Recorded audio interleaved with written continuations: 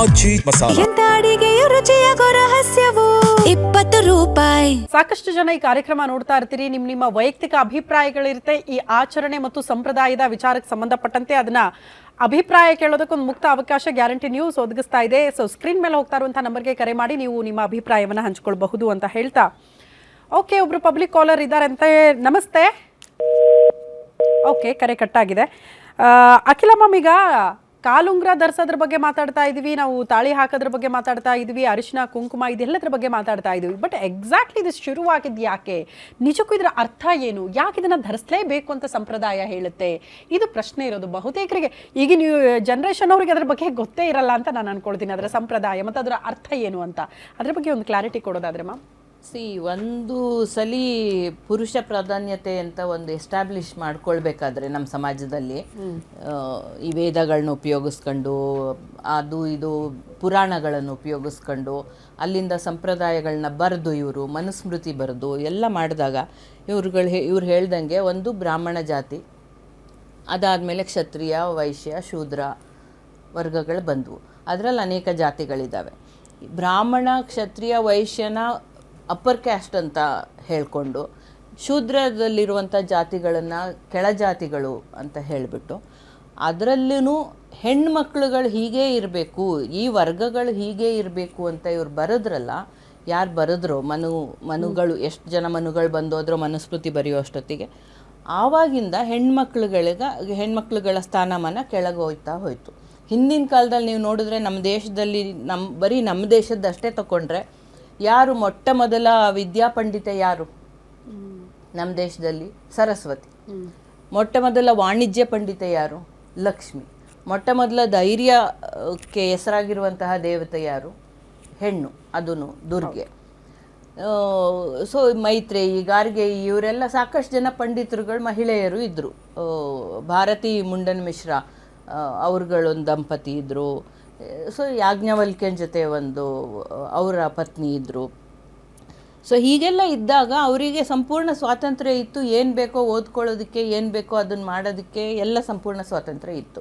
ಬರ್ತಾ ಬರ್ತಾ ಇವ್ರಿಗೆ ಅನಿಸಿದ್ದೇನು, ಹೆಣ್ಮಕ್ಳುಗಳು ನಮ್ಮ ಹಿಡಿತದಲ್ಲಿದ್ದರೆ ಆಗ ನಾವು ಮಾಡಿರುವಂಥ ಆಸ್ತಿ ಸಂಪತ್ತು ಏನಿದೆಯೋ ಅದನ್ನು ಅನುಭವಿಸೋಕ್ಕೆ ಮುಂದೆ ನಮ್ಮ ಮಕ್ಕಳುಗಳೇ ಬರ್ತಾರೆ, ವಂಶ ಪಾರಂಪರ್ಯ ಮುಂದುವರಿಸಬಹುದು ಅನ್ನುವಂತಹ ಒಂದು ತಲೆಯಲ್ಲಿ ಕಾಯಿಲೆ ಇಟ್ಕೊಂಡು ಅವಾಗಿಂದ ಹೆಂಡತಿಯನ್ನ ತಾಳಿ ಕಟ್ಟಿಬಿಟ್ಟು ಮಾತಾಡ್ಸ್ಕೊಂಡ್ಬಂದ್ಬಿಡೋಣ ಅಲ್ವಾ?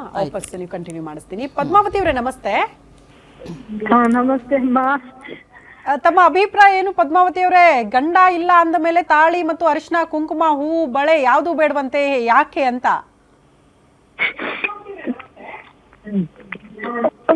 ಮಕ್ಕಳಿದ್ದಾರಮ್ಮ.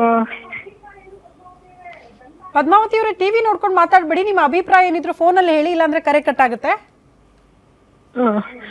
ಅಮ್ಮ, ನಮ್ಗಿಬ್ರು ಮಕ್ಕಳು, 25 ವರ್ಷ ಆಯ್ತು. ಇವಾಗ ನೋಡಿದ್ರೇನು ಯಾರನ್ನ ಹೂ ಮುಡ್ಕೊಂಡಿದ್ರೆ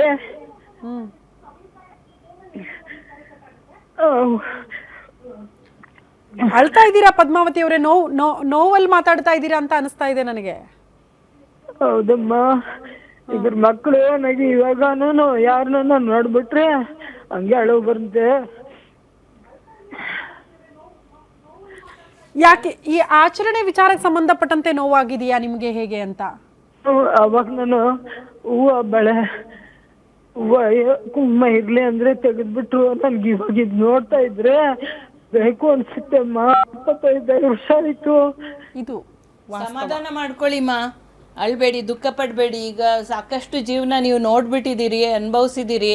ನಿಮ್ಮ ಕಿರಿಯವ್ರಿಗೆ ನೀವು ಹೇಳ್ಕೊಡಿ, ಇದನ್ನ ತೆಗಿಯೋ ಅಗತ್ಯ ಇಲ್ಲ, ನಿಮಗೆ ಖುಷಿ ಬಂದಂಗೆ ನೀವು ಜೀವನ ಮಾಡಿ ಅಂತ ನೀವು ಹೇಳ್ಕೊಡಿಮ್ಮ.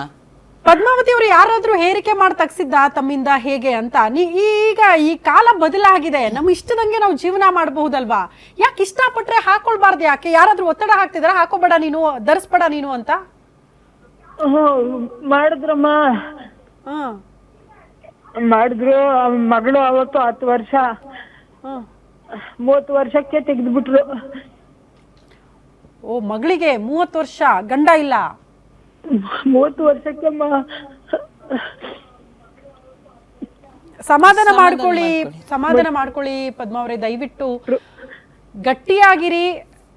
ಇನ್ನಾದ್ರೂ ನಿಮ್ ಮಗಳಿಗೆ ಹೇಳಿ ನಿಮ್ ಇಷ್ಟ ಬಂದಂಗ್ ಜೀವನ ಮಾಡಿ ಅದನ್ನೆಲ್ಲ ಮರ್ತು ಬಿಟ್ಟು ಅಂತ ಅಷ್ಟೇ